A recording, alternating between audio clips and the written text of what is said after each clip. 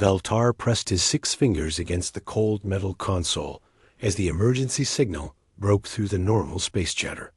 The thin blue alien had been monitoring communications for the Galactic Federation for over 10 years, but he had never heard anything like this.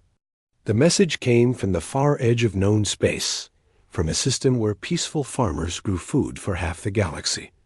The Quillen voice in the transmission shook with fear. Veltar could hear explosions in the background and the screams of dying civilians.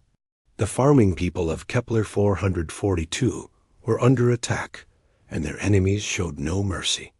Ships burned in orbit, while ground forces swept across green fields that had fed billions of people across dozens of worlds. Veltar's hands moved quickly over his equipment as he tried to clean up the signal. The message was breaking apart as it traveled through space, but the meaning was clear enough. The Vorthan Empire had come to the Quillen worlds with war fleets and slave ships. They wanted the rich farmland and the gentle people who knew how to make dead soil bloom with life. Federation had known about the Vorthans for decades. They were conquerors who took what they wanted and killed anyone who stood in their way. Their war fleets moved from system to system like hungry beasts, leaving empty worlds behind them. Most species tried to hide when Vorthan scouts appeared in their space, but the Quillens had nowhere to run.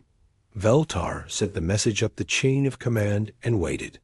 The Federation Council would meet soon, but he already knew what they would decide. The peaceful alliance of species had no real military force. Their ships were built for exploration and trade, not war. The few peacekeeping vessels they possessed were scattered across the galaxy, trying to help refugees from a dozen different conflicts. On the capital world of New Harmony, Chancellor Crixano received the emergency report in his private office. The 4-armed leader of the Federation had guided the Alliance through many crises, but nothing like this. The Vorthans had always been a distant threat, too far away to matter to most civilized worlds. Now they were attacking one of the Federation's most important food producers. Crixano called an emergency session of the Council within hours of receiving the distress call. Representatives from 50 different species gathered in the great chamber where they usually discussed trade agreements and scientific cooperation. Today they faced a different kind of problem. War had come to their peaceful corner of the galaxy, and they were not ready for it. The Quillen ambassador Zefali stood before the council with tears streaming down her green face. Her people were dying while she begged for help that might not come. The gentle farmer species had never hurt anyone, but that meant nothing to the Vorthans. They saw only valuable slaves and rich land waiting to be taken. Council members shifted uncomfortably in their seats as Zefali showed them images from her dying worlds. Cities burned while Vorthan soldiers herded civilians toward slave ships. Fields that had grown food for generations lay ruined under the tracks of war machines. Children hid in destroyed homes while their parents were marched away in chains. Defense. Coordinator Nexum stood to address the council. The military leader of Federation forces was honest about their limitations. They had 36 peacekeeping ships scattered across known space. Each vessel carried only light weapons designed to break up small conflicts between trading partners. Against a Vorthan war fleet, they would last minutes at best. The council debated for hours while people died in the Kepler 442 system. Some members wanted to send humanitarian aid to help refugees escape. Others suggested diplomatic contact with the Vorthan Empire to negotiate a peaceful solution. A few realistic voices pointed out that both options would fail. The Vorthans did not negotiate, and they did not leave survivors to become refugees. As the debate continued, Chancellor Crixano found himself thinking about the newest members of the galactic community. Humans had joined the Federation only 3 years ago after Commander Jake Martinez rescued a stranded Alteran survey team near Jupiter. Most species still considered Earth a dangerous death world. its people barely civilized survivors of an impossibly hostile environment. The human homeworld was unlike any other planet in known space. It spun through a system with an unstable star that bombarded it with radiation. Massive storms raged across its surface, while tectonic plates shifted and volcanoes erupted. The creatures that lived there had evolved to survive constant danger. And humans were the most dangerous of all. Other species whispered stories about human history. They had fought wars that killed millions of their own kind, using weapons that could destroy entire cities. Their planet was covered with the ruins of civilizations that had risen and fallen in endless cycles of violence. Even their entertainment focused on conflict and survival in ways that disturbed peaceful aliens. But humans had also shown remarkable loyalty to their new allies. When pirates attacked Federation shipping lanes, human patrol ships had appeared to drive them off. Human medical teams worked in refugee camps where other species feared to go. They seemed to understand both violence and protection in ways that confused more civilized races. Chancellor Crixano made his decision as the debate raged around him. The Federation needed warriors, and humanity might be their only hope. He stood and called for silence in the great chamber. When the council grew quiet, he spoke words that would change the galaxy forever. The emergency transmission to Earth went out within the hour. It carried the full scope of the Quillen crisis and a simple request for military assistance. Most council members expected the humans to decline or ask for time to consider their options. Instead, the response came back in less than 6 hours, with a single word that meant everything to the dying farming worlds. Yes, Admiral. Lisa Rodriguez read the alien message in her office at the Pentagon, while rain fell against the windows overlooking the Potomac River. She had commanded Earth's Space Defense Initiative since first contact with alien civilization. Her job was to protect humanity from threats beyond their home system. But this was different. This was humans protecting others. Rodriguez called President Helen Carter immediately. The leader of the United Earth government listened to the situation. Report while her advisors gathered around the secure communication link. The decision to help would commit Earth's military forces to their first interstellar war, but there was never really any doubt about the outcome. Earth had been preparing for this moment since the day they learned they were not alone in the universe. Human military doctrine assumed that any alien contact might lead to conflict. Their fleets were built for war, their soldiers trained for combat in any environment. The peaceful Federation might not understand violence, but humans had made it their specialty. The authorization for military intervention came from President Carter within hours of the initial request.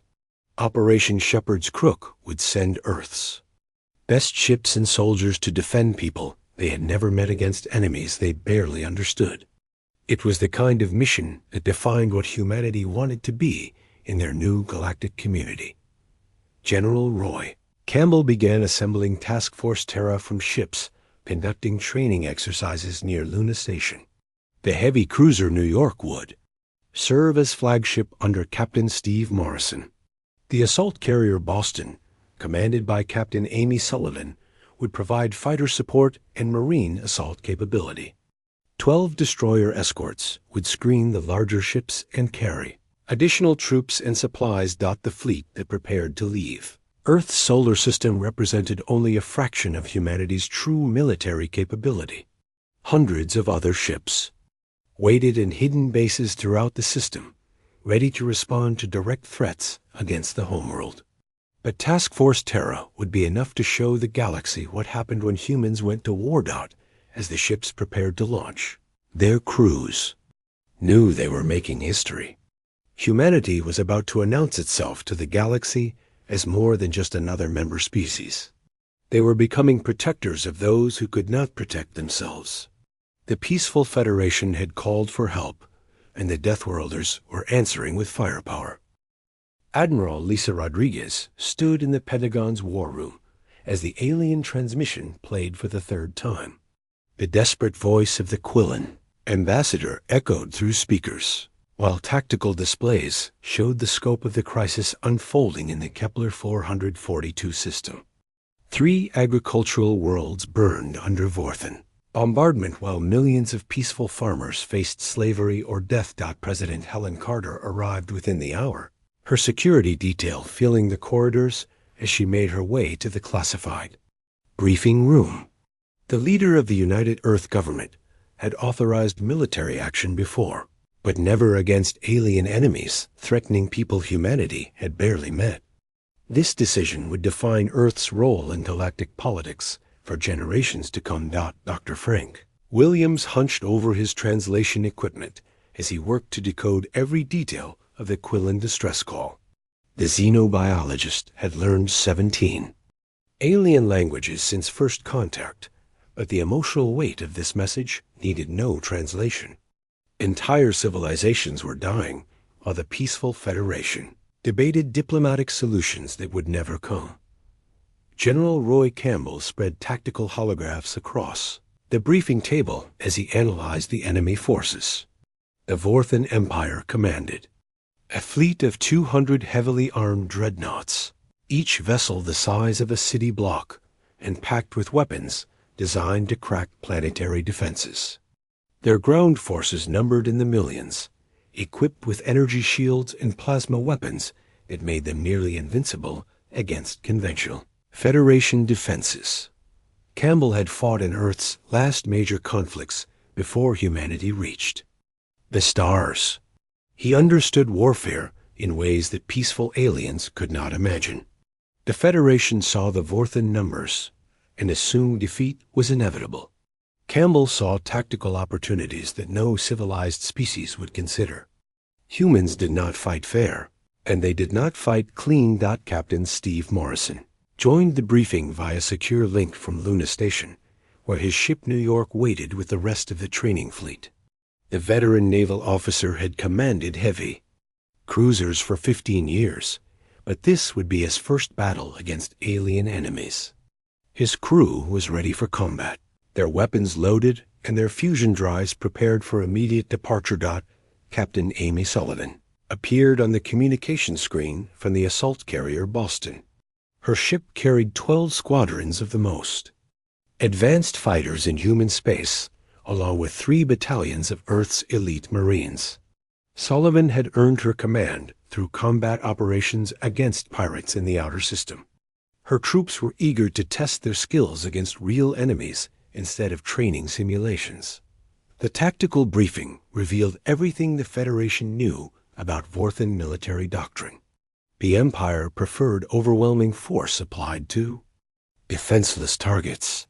Their fleets moved slowly, but struck with devastating power, destroying resistance before it could organize. They had conquered 17 star systems using the same basic strategy, enslaving billions of beings across the galaxy.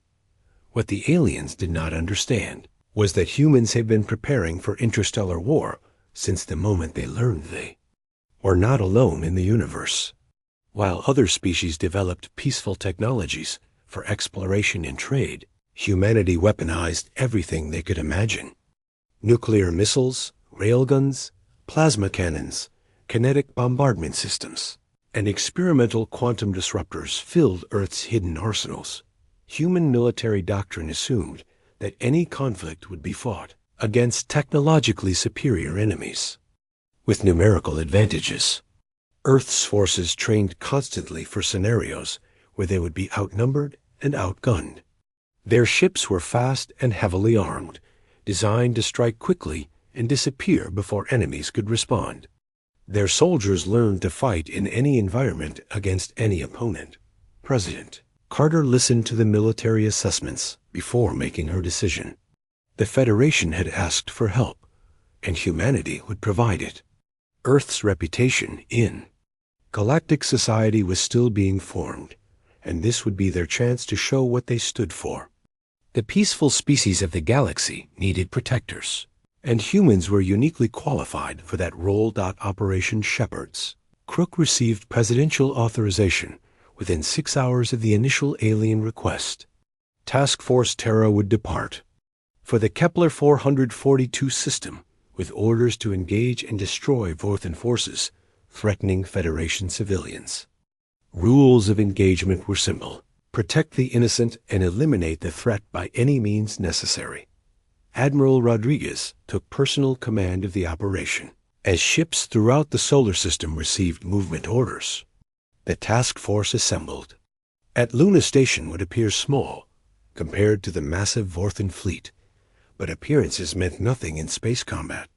Human ships carried weapons that could destroy targets 10 times their size, operated by crews trained to exploit every tactical advantage.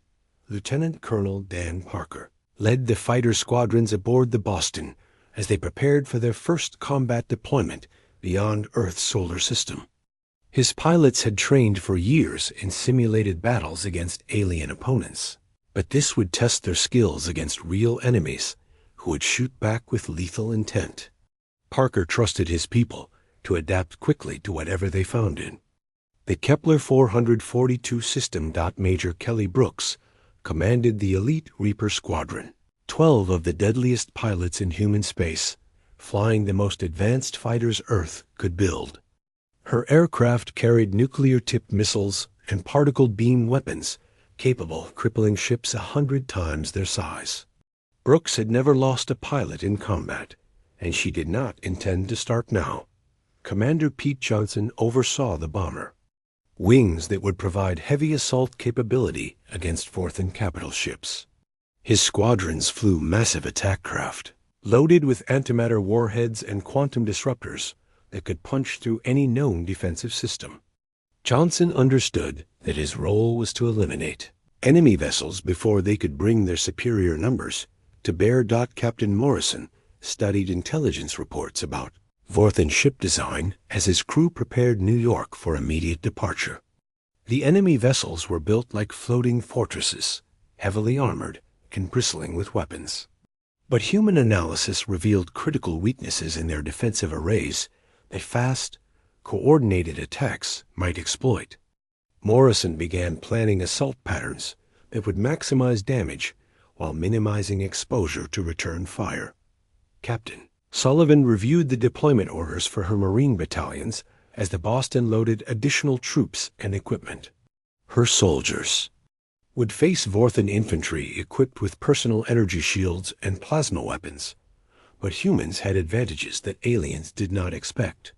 Earth's Marines trained in close-quarters combat using techniques developed over centuries of warfare. They knew how to kill efficiently at any range. Sergeant Lisa Grant led 3rd Platoon, Alpha Company, 1st Battalion, as they checked their equipment one final time before departure. Her soldiers carried weapons designed specifically for fighting alien enemies, armor-piercing rounds that could penetrate energy shields, electromagnetic pulse grenades that disrupted alien electronics, and close combat weapons that worked regardless of technological countermeasures. Corporal Mike Torres supervised weapons loading as his squad prepared for their first interstellar deployment. Earth's infantry carried more firepower per soldier than any other military force in known space.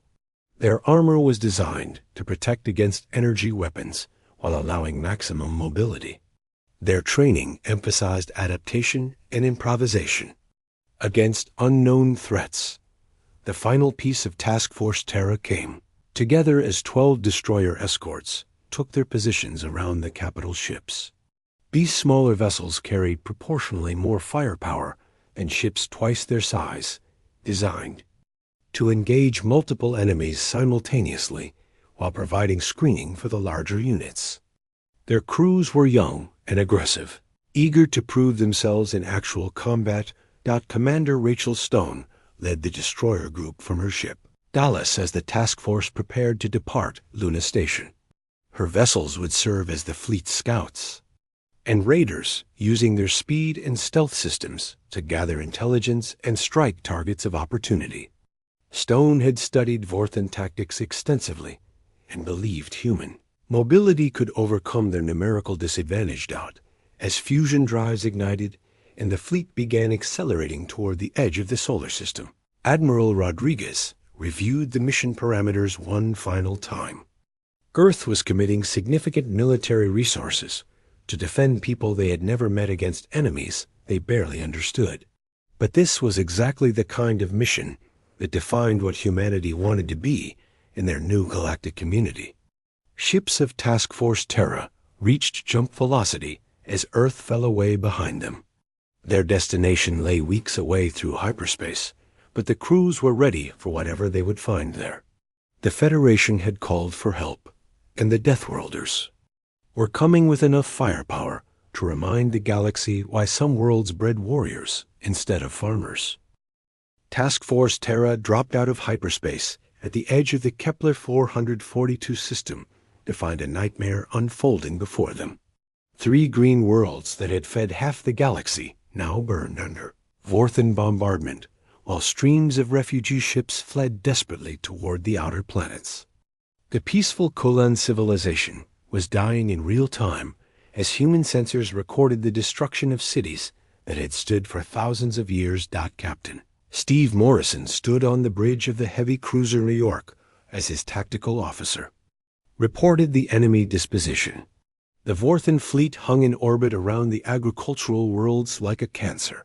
200 massive dreadnoughts, systematically destroying everything that had taken generations to build.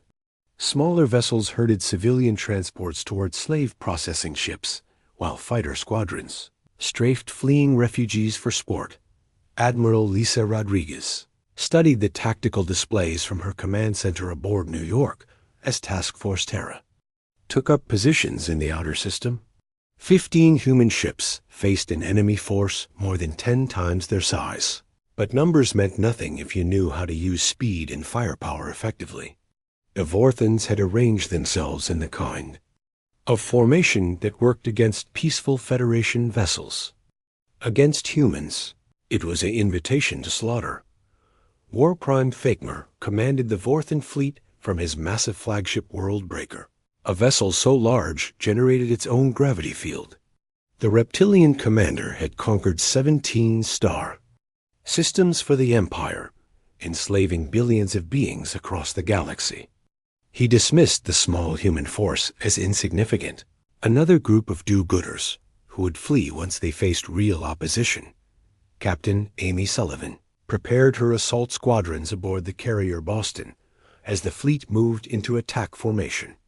Her pilots had trained for years against simulated alien opponents, but this would be their first real test against enemies who would shoot back with lethal intent. The Vorthan fighters outnumbered her squadrons 50-1, but human pilots had advantages that aliens did not expect. Lieutenant Colonel Dan Parker led Reaper Squadron toward the enemy fleet as the first engagement began. His 12 fighters moved in attack patterns that confused Vorthan sensors, appearing as multiple targets while maintaining perfect formation discipline. Parker had studied every piece of intelligence about enemy capabilities, and he knew exactly where to hit them for maximum effect. The first Vorthan dreadnought died to a coordinated assault that combined nuclear torpedoes, railgun barrages, and electronic warfare in ways the Empire had never encountered. Human weapons struck from multiple vectors simultaneously, while jamming systems blinded enemy defenses. The massive warship broke apart in a series of internal explosions that lit up space like a new star. Major Kelly Brooks led her wing against a formation of Vorthan fighters that moved to intercept the human assault. Her aircraft carried weapons specifically designed for combat against alien opponents.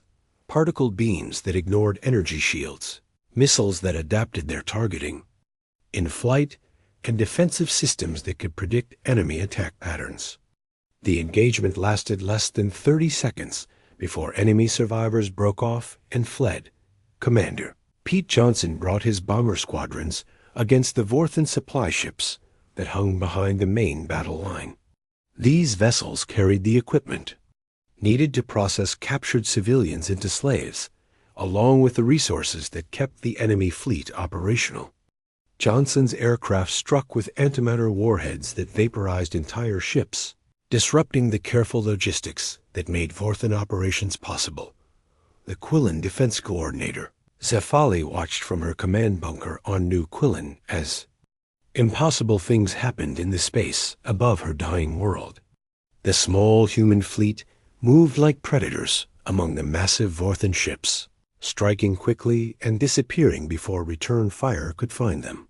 For the first time in months, she allowed herself to hope that her people might survive.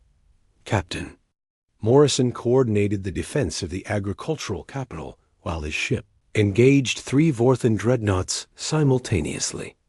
New York carried enough firepower to destroy any ship in space, but the enemy vessels were heavily armored and designed to absorb tremendous punishment. Morrison used speed and maneuverability to stay ahead of their targeting systems while his weapons found weak points in their defensive arrays. The Vorthen sub-commander, Vexstar, struggled to understand the human attack patterns from his position aboard Worldbreaker. The newcomers fought like nothing in Imperial tactical doctrine, using their opponents' assumptions against them in ways that seemed to violate every principle of civilized warfare. They struck at supply lines and command vessels instead of engaging the main battle fleet directly. Captain Sullivan launched her marine assault teams against damaged Vorthen ships that had lost main power to human attacks. Her soldiers boarded through hull breaches created by railgun strikes, fighting room by room with a ferocity that terrified their alien opponents. Human close-quarters combat techniques proved devastatingly effective against enemies who relied primarily on energy shields and ranged weapons. Lisa Grant led her platoon through the corridors of a crippled Vorthen destroyer as they fought toward the bridge. Her soldiers moved with practiced efficiency, using grenades and armor-piercing rounds to clear each compartment. The Vorthen crew had never faced enemies who seemed immune to fear and fought with calculated precision. In confined spaces, Corporal Mike Torres discovered that human weapons work exactly as designed against alien opponents. His squad's electromagnetic pulse grenades disrupted Vorthen equipment while their armor-piercing rounds penetrated energy shields that had stopped Federation weapons cold. The enemy soldiers were larger and stronger than humans, but they had never learned to fight dirty. Dr. Frank Williams monitored communications from his position aboard New York as the battle raged around 3 worlds. He intercepted Vorthen tactical transmissions that revealed growing confusion in their command structure. The Empire's officers had never faced enemies who adapted their tactics in real time, learning from each engagement and adjusting their strategies accordingly. Commander Rachel Stone led her destroyer group in hit-and-run attacks against Vorthen logistics vessels as the main battle developed. Her ships used stealth systems to approach undetected before striking with concentrated firepower that crippled or destroyed their targets. The enemy had not expected attacks against their rear areas, and their defensive formations began to collapse under pressure from multiple directions. The turning point came when human fighters penetrated the Vorthen fighter screen and reached the command ships that coordinated the bombardment of Quillen cities. Lieutenant Colonel Parker led a precision strike against communication arrays and sensor systems, blinding the enemy fleet and disrupting their ability to coordinate attacks. Suddenly, the massive Vorthen formation became a collection of individual ships fighting without central control. War Prime Fegmer watched his carefully planned operation fall apart as human tactics proved more effective than anything in Imperial experience. His ships had been designed to fight Federation vessels that attacked directly and predictably against enemies who struck from unexpected directions and disappeared before counterattacks could develop. His numerical advantage meant nothing. Quillen resistance began to organize as human success in space inspired hope on the ground. Peaceful farmers picked up weapons for the first time in their lives, guided by human military advisors who understood guerrilla warfare. Captain Sullivan's Marines provided training and captured Vorthen equipment while teaching the gentle aliens how to fight for their freedom. As the first day of combat ended, Task Force Terra had destroyed or disabled 30 Vorthan ships while suffering only minor damage to their own vessels. The massive enemy fleet that had seemed invincible against Federation forces found itself outmaneuvered and outfought by a force 1/10 its size. Reports of the human intervention spread throughout Imperial communication networks, reaching other Vorthan fleets and causing them to question the invincibility of their war machine. Admiral Rodriguez reviewed the battle reports as her fleet prepared for the next phase of operations.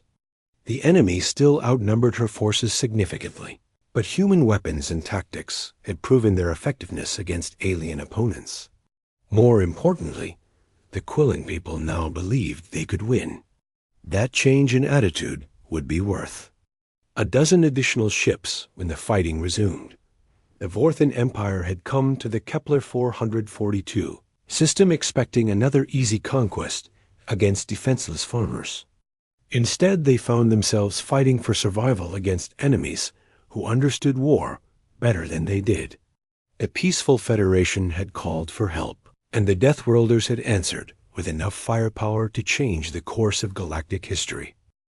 War Prime Thakmer paced the command deck of his flagship Worldbreaker as reports of human victories continued to flood his communication systems. The reptilian commander had built his reputation on swift, overwhelming conquests against peaceful species who surrendered after token resistance. Now he faced enemies who seemed to grow stronger with each engagement, adapting their tactics faster than his officers could counter them. The Vorthan fleet had lost 47 ships in 3 days of fighting, while the humans continued to operate with apparent impunity throughout the Kepler 442 system. Sub-Commander Vexstar struggled to explain how 15 enemy vessels could outmaneuver and outfight a force that had conquered 17 star systems. The newcomers violated every principle of civilized warfare, striking without warning and disappearing before retaliation could develop. Captain Steve Morrison coordinated the defense of New Quillen from his position aboard the heavy cruiser New York as Vorthan ground forces attempted their final assault on the agricultural capital. His ship hung in low orbit, using precision railgun strikes to support Quillen resistance fighters who had learned human guerrilla tactics with frightening speed. The peaceful farmers fought like veterans now, inspired by the knowledge that they could win. Captain Amy Sullivan led her Marines in boarding actions against Vorthan supply vessels as the enemy fleet struggled to maintain operations in hostile space. Her assault teams had perfected the art of shipboard combat, using human weapons and tactics that proved devastatingly effective in the confined spaces of alien warships. Every captured vessel weakened the Imperial war machine while providing intelligence about enemy capabilities. Lieutenant Colonel Dan Parker's fighter squadrons had achieved total air superiority over the contested worlds, shooting down Vorthan aircraft faster than the Empire could replace them. His pilots flew missions around the clock, striking ground targets and intercepting enemy bombers with a precision that amazed their Quillen allies. Human fighters moved like extensions of their pilots' minds, responding to threats faster than alien sensors could track them. The breakthrough came when Dr. Frank Williams discovered a critical weakness in Vorthan command structure while analyzing intercepted communications. The Empire relied on rigid hierarchical control systems that centralized all tactical decisions in flag command vessels. If those ships could be disabled or destroyed, entire fleet segments would lose the ability to coordinate their actions effectively. Commander Rachel Stone received new targeting priorities as human intelligence identified the command vessels hidden within the enemy formation. Her destroyer group had been conducting hit-and-run attacks against logistics targets, but now they had a chance to strike at the heart of Vorthan operations. Stone's ships moved to attack positions using stealth systems that rendered them nearly invisible to enemy sensors. The assault on Vorthan command infrastructure began at dawn on the 4th day of fighting as human forces struck simultaneously. at multiple targets throughout the enemy fleet. Captain Morrison led New York and 3 destroyer escorts in a direct attack on Worldbreaker, while Captain Sullivan's fighters engaged the flagship's escort vessels. The coordination required perfect timing and absolute precision. But human crews had trained for exactly this kind of operation. Major Kelly Brooks led Reaper Squadron in a precision strike against the communications arrays that linked Worldbreaker to the rest of the Vorthan fleet. Her fighters carried specialized warheads designed to disrupt alien electronics without destroying the vessels that carried them. The goal was to blind and confuse the enemy rather than simply killing them, a tactic that proved more effective than anyone had expected. War Prime Thakmer felt his control over the battle, slipping away as human attacks severed the communication links that held his fleet together. Individual ship commanders began making their own tactical decisions without reference to overall strategy, creating gaps and weaknesses that human forces exploited ruthlessly. The disciplined war machine that had conquered worlds became a collection of confused vessels fighting for survival.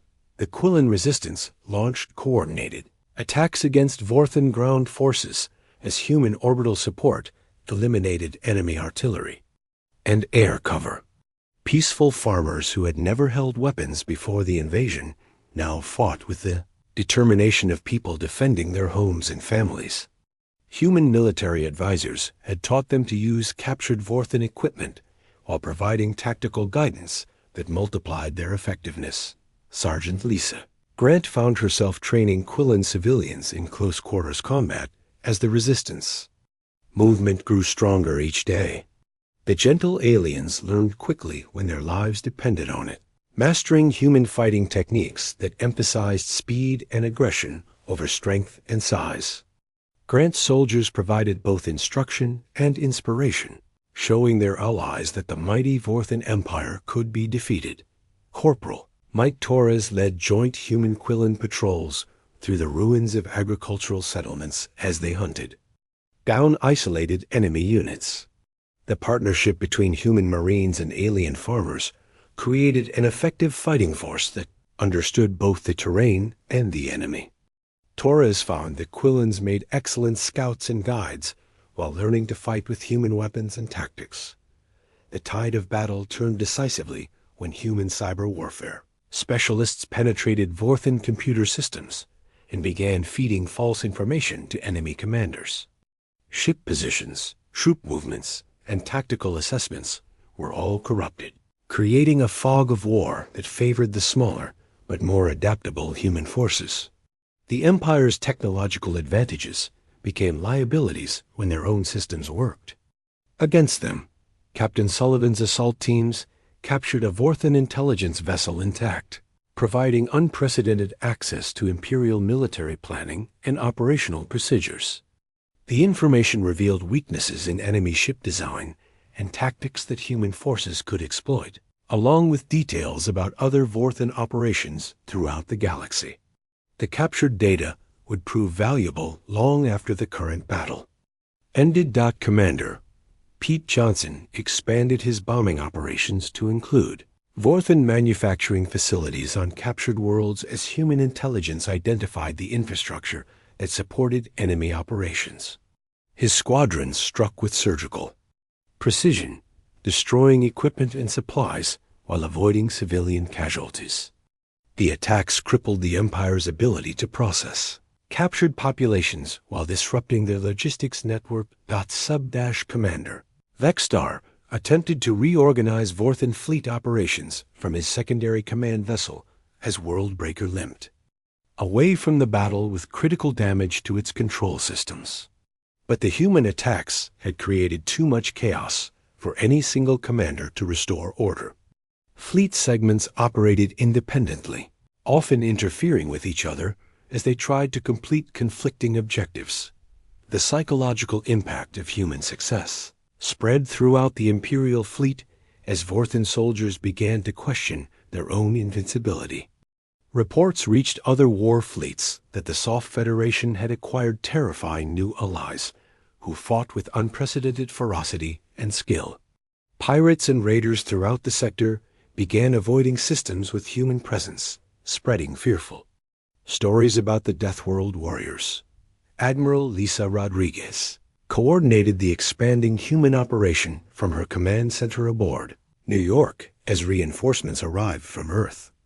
Additional destroyer squadrons and marine battalions joined task Force Terra, bringing fresh ships and soldiers to maintain pressure on the weakening enemy. The arrival of human reinforcements sent a clear message that Earth was committed to the fight regardless of cost. The Quillen government began reorganizing its military forces along human lines as peaceful farmers transformed into determined fighters. The agricultural civilization had always possessed the industrial capacity to support large-scale warfare, but they had lacked the knowledge and motivation to use it effectively. Human advisors provided both, creating a military force that could defend itself against future threats. Dr. Frank Williams coordinated with Quillen scientists to adapt human weapons technology for mass production using local manufacturing capabilities. The agricultural worlds possessed sophisticated factories that could be converted to military use with proper guidance. Within days, Quillen workers were producing armor-piercing ammunition and electromagnetic pulse grenades using human designs. As the first week of fighting ended, the Vorthan Empire found itself losing a war they had expected to win in days. Their massive fleet had been reduced to fewer than 100 functional vessels, while human forces continued to operate throughout the system. The psychological advantage had shifted completely, transforming confident conquerors into desperate survivors fighting for their lives. War Prime Thekmer made the decision to withdraw his remaining forces rather than face complete annihilation at human hands. But Captain Morrison and his task force had no intention of allowing the enemy to escape and regroup. The final phase of the battle would determine whether the Vorthan Empire learned to fear human intervention throughout the galaxy. The final battle began as War Prime Thekmer attempted to extract his remaining forces from the Kepler 442 system before additional human reinforcements could arrive. The Vorthan commander had received reports that Earth's full war fleets were mobilizing for a counteroffensive against Imperial holdings throughout the galaxy. His once mighty invasion force now faced the prospect of complete annihilation if they remained in hostile space. Admiral Lisa Rodriguez coordinated the human response from her flagship New York as Task Force Terra moved to intercept the retreating enemy fleet. Her ships had been reinforced by the arrival of the battlecruiser Washington, along with additional destroyer squadrons and marine battalions fresh from Earth's training bases. The message was clear. Humanity would commit whatever resources were necessary to protect their new allies. Captain Steve Morrison led the tactical assault as human forces engaged the Vorthan rear guard in orbit around Quillen Prime. The enemy had concentrated their remaining strength around their most powerful vessels, hoping to punch through the human blockade and escape to Imperial space. But Morrison's ships moved with the precision of a surgical instrument, striking at critical systems while avoiding the heaviest return fire. Captain Amy Sullivan's Marines prepared for their final boarding assault as crippled Vorthan ships lost power and became vulnerable to capture. Her soldiers had perfected the art of shipboard combat over the past week, turning every enemy vessel into a potential prize while gathering intelligence about Imperial military capabilities. The boarding actions would determine how much the Federation learned about their enemies. Lieutenant Colonel Dan Parker led his fighter squadrons in coordinated strikes against Vorthan escape routes as the enemy fleet tried to break free from human containment. His pilots had achieved complete dominance over Imperial aircraft, shooting down hundreds of enemy fighters while suffering minimal losses themselves. The space around Quillen Prime became a graveyard of alien ambitions as human weapons found their targets with mechanical precision. War Prime Thekmer made his final stand aboard the crippled Worldbreaker as human assault teams breached his flagship's outer defenses. The reptilian commander had built his reputation on conquering peaceful species who surrendered after token resistance. Now he faced enemies who showed no mercy to those who preyed upon the innocent. Soldiers who understood warfare better than his own Imperial Marines. Major Kelly Brooks led Reaper Squadron in the climactic assault on Worldbreaker's command sections, as the massive dreadnought tried desperately to escape human pursuit. Her fighters carried specialized warheads designed to penetrate heavy armor and disable critical systems without destroying the vessel completely. The goal was to capture the enemy flagship intact, along with its command staff and intelligence. Archives doubt the breakthrough came when human cyber warfare specialists gained control of Vorthan navigation systems and began feeding false course data to the retreating fleet. Enemy ships found themselves flying into asteroid fields and gravity wells, while their own computers assured them they were following safe passage routes. The technological superiority that had made Imperial conquest possible became a liability. When turned against them, Sergeant Lisa Grant led her assault team through the corridors of Worldbreaker as they fought toward the bridge where War Prime Fekmer waited with his personal guard. Her soldiers moved with practiced efficiency, using grenades and armor-piercing rounds to clear each compartment. The Vorthan crew fought desperately, but they had never faced enemies who treated shipboard combat as a specialized art form. Corporal Mike Torres discovered that Vorthan personal armor was no match for human weapons designed specifically for fighting alien opponents. His squad's electromagnetic pulse grenades disrupted enemy shields while their armor-piercing rounds penetrated protection that had stopped Federation weapons cold. The Imperial Marines were larger and stronger than humans, but they had never learned to fight in confined spaces against opponents who refused to retreat. The capture of War Prime Fekmer sent shockwaves through the remaining Vorthan fleet as their supreme commander fell into human hands. Sub-Commander Vextar attempted to rally the survivors, but morale collapsed as reports spread that the mighty war leader had been taken alive. Ships began surrendering individually, rather than face the fate of their flagship and its crew. Dr.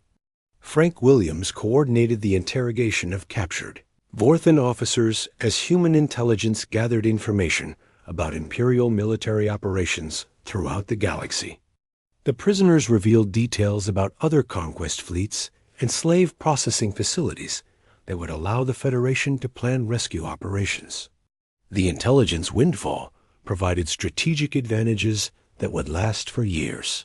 Commander Rachel Stone led her destroyer group in pursuit of escaping Vorthan vessels as the enemy fleet disintegrated under human pressure.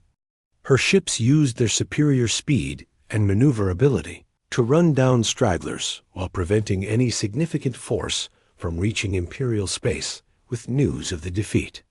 The goal was to keep the Empire ignorant of human capabilities for as long as possible. Captain Sullivan's Marines began the process of liberating captured Quillan civilians from Vorthan slave ships as the battle wound down.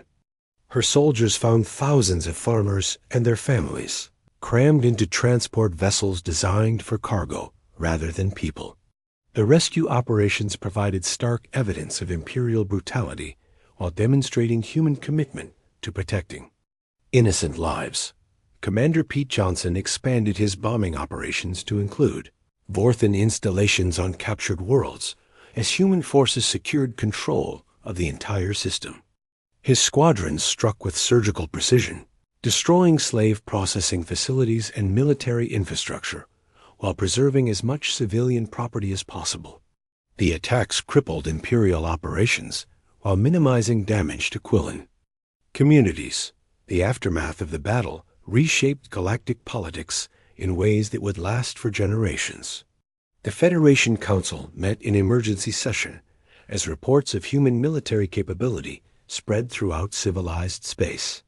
Chancellor Crixano found himself fielding requests from dozens of species who wanted Earth's protection against various threats. The Peaceful Alliance suddenly had access to military power they had never possessed. Admiral Rodriguez received new orders from Earth as the scope of human commitment expanded beyond the original rescue mission. The United Earth government had decided to establish permanent bases in the Kepler 442 system, while providing military advisors to help Federation species develop their own defensive capabilities. Humanity was transforming from galactic newcomer to the Alliance's primary military force. The Quillen government began the massive task of rebuilding their civilization with human assistance and protection. Agricultural worlds that had fed half the galaxy would need years to recover from Vorthan bombardment, but the farming people now possessed the knowledge and equipment to defend themselves. Human military advisors established training programs while Earth's industrial corporations provided reconstruction assistance. War Prime Thekmer sat in his detention cell aboard the Washington as he struggled to understand how beings from a single world could defeat the Empire's finest fleet. His interrogators explained that humans had spent their entire evolutionary history fighting for survival on a world that tried to kill them every day. Warfare was not just their profession, but their natural specialty, honed by millions of years of constant struggle. The news of Vorthan defeat spread throughout Imperial space as surviving ships brought word of the disaster to other war fleets. Conquest operations in 12 different sectors began withdrawing rather than risk encountering human forces. The Empire's expansion had been built on attacking defenseless targets, and they had no desire to face enemies who fought back effectively. Pirates and raiders throughout the galaxy began avoiding systems with human presence as stories spread about the Deathworld warriors who showed no mercy to those who preyed upon peaceful species. Trade routes that had been plagued by attacks for decades became safe as criminals sought easier targets elsewhere. The mere threat of human intervention proved as effective as actual military action. The Federation Council formally requested that Earth assume responsibility for galactic security operations as the scope of the human victory became clear. Chancellor Crixano privately admitted that the peaceful species of the galaxy needed protectors who understood violence better than they did. The Alliance had learned that sometimes diplomacy was not enough to stop those who chose conquest over cooperation. Task Force Terra prepared for the journey home as additional human fleets arrived to establish permanent bases throughout the Kepler 442 system. The ships that had answered the original distress call would return to Earth as heroes, but their mission had evolved into something larger. Humanity had accepted the role of protector for an entire galactic civilization. Admiral Rodriguez reviewed reports of Vorthan fleet movements in other sectors as her staff planned future operations. The Empire was retreating on all fronts rather than face the prospect of human intervention. Earth's transformation from galactic newcomer to the Federation's shield had begun, and the age of easy conquest by aggressive empires was ending throughout known space.